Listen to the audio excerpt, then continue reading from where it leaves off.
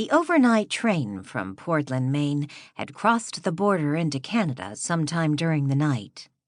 Now Stella Craig stared out the window at the passing scene, anxious to note any changes in this foreign land. For although the province of New Brunswick directly adjoined her own state of Maine, it was a foreign country with allegiance to England, the dour, stout Queen Victoria and the Union Jack. It was exciting that at 23 she was coming to live in Canada, where her mother had been born. A little frightening as well when you considered the circumstances. Stella sat back against the train seat with a small sigh. There was really not much to see yet, except small clusters of frame houses and shacks near a station, unbroken rows of tall evergreens, patches of snow that even in late March still clung to the banks of dead grass. This was apparently a barren, poor country, although she'd heard her mother often talk of the fine shops in St. John, which must be a fairly big city. It was on Fog Island, located in the harbor outside St. John, that her mother had been born and lived until shortly before her marriage.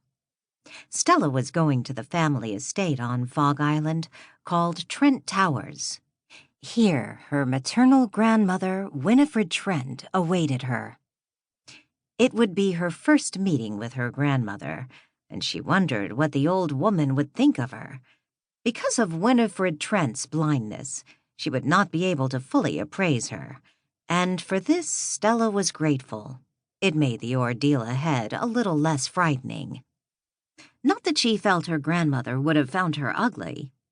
She had her mother's turned-up nose and high forehead, her father's large gray eyes and thoughtful expression, and a dimpled smile when things pleased her that was all her own.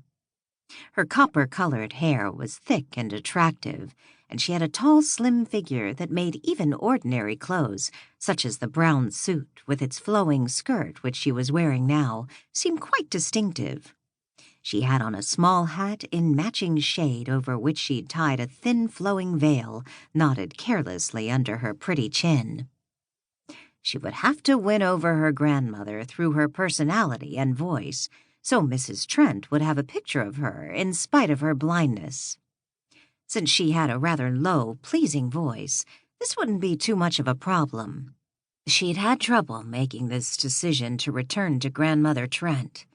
When her grandmother's lawyer had discovered her working as a governess in the home of a socially prominent Portland family, Stella had been inclined to brush aside the suggestion that she give up her job and go live in the family mansion on Fog Island.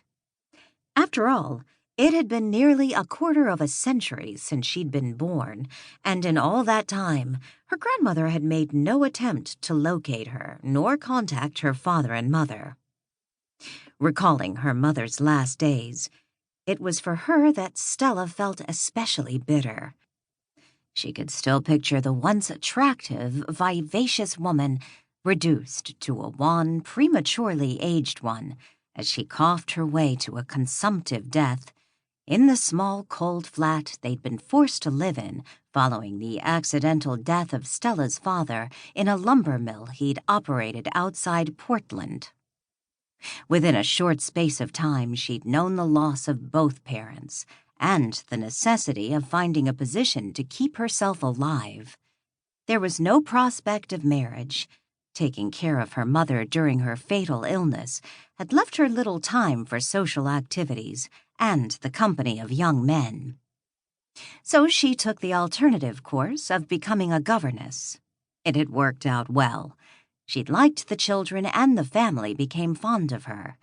Yet it meant she had dropped in the social scale to become a servant instead of one of the upper class, as she'd been in her school years. Often her mother had told her of the scene at Trent Towers when she'd decided to marry the Yankee lumberman from Maine. The Trents had never forgiven her, and her staunch loyalist father had behaved as if she had never been born. She was cut off from her family completely and informed she would not be included in her father's will.